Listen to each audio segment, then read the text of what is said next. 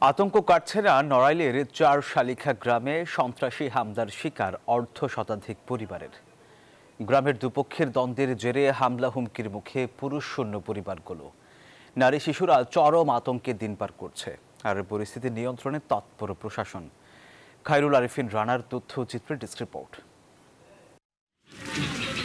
ঘরের বেড়া টিনের চালা ছিন্ন ভিন্ন। আতঙ্ক নড়াইলের চর শালিখা গ্রামের নারী ও শিশুদের চোখে মুখে।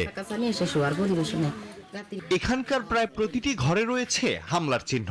এলাকাবাসী জানান, আধিপত্য বিস্তার নিয়ে গ্রামের নবীর শেখ ও আজিজুর শেখের দুই পক্ষ ১৬ আগস্ট সংঘর্ষে জড়ায়। এ সময় উভয় পক্ষের অন্তত ২৫ জন আহত হয়।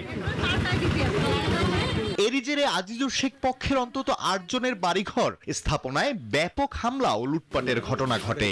ভয় ও গ্রেফতার আতঙ্কে গ্রাম ছেড়ে পালিয়েছে বেশিরভাগ পুরুষ। ভাঙচুর করতেছে, মহিলাকে মারতেছে, আর বিটাকে পুরুষকে দাঁড়াতে দিচ্ছে না, পুরুষকে দাবড়াই দিচ্ছে, উঠাই দিচ্ছে, ই করে যাচ্ছে না। তো কষ্ট হতে গেলে ভয়তে দিন দুপুরে বেড়ে তালা দিয়ে বসে থাকতেছি। ৫,৩০,০০০ টাকার মাল ছিল ঘরে, সবকিছু লুটপাট করে কাটে কুটে নিয়ে গেছে।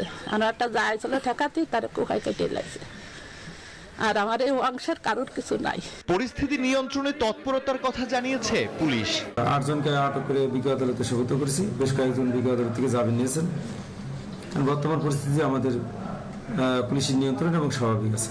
চর শালিখা গ্রামে সংঘর্ষ ভাঙচুরের ঘটনায় দুই পক্ষের দায়ের করা ৩টি মামলায় মোট ৬৪ জনকে আসামি করা হয়েছে। Desk report, news 24।